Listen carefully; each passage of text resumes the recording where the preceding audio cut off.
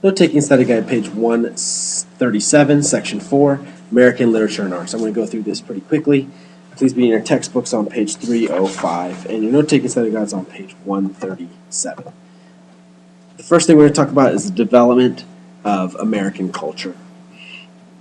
Before 1800, American writers and artists modeled their work off European styles.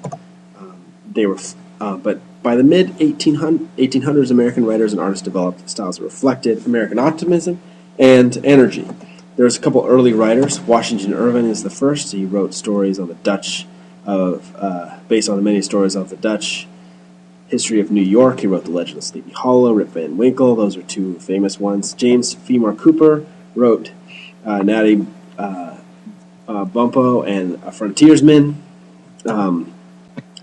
Then a movement started in Europe called Romanticism, and this is an aesthetic movement on placed value on nature, strong emotions, imagination. And this movement came to the United States, but it came into the United States. We really called it transcendentalism. Okay, the goal was to explore the relationship between man and nature through emotion. So we took it a little bit differently than it happened in Europe. Ralph Waldo Emerson, he stressed individualism. Henry David Thoreau urged people to live simply and encourage civil disobedience. There was also a flowering of American literature at this time. Herman Melville and Nathaniel Hawthorne changed the tone of American literature by introducing psychological themes and extreme emotions. Okay, Louis May Alcott, she was the first to write about a heroine as a believable and imperfect person.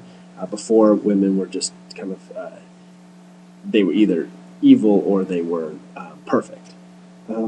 In poetry, there was a couple of noteworthy poets in this time. First is Henry Wadsworth Longfellow, based his poems on history. Walt Whitman rejected formal and expressed the democratic spirit in his poems. And John Greenleaf Whittier and Francis Wickens Harper wrote poems that described and condemned the evils of slavery.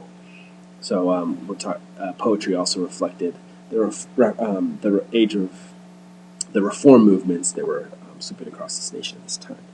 In art, the Hudson School, River School, artists sought to reproduce the beauty and power of nature. So they tried to be very realistic in their drawings.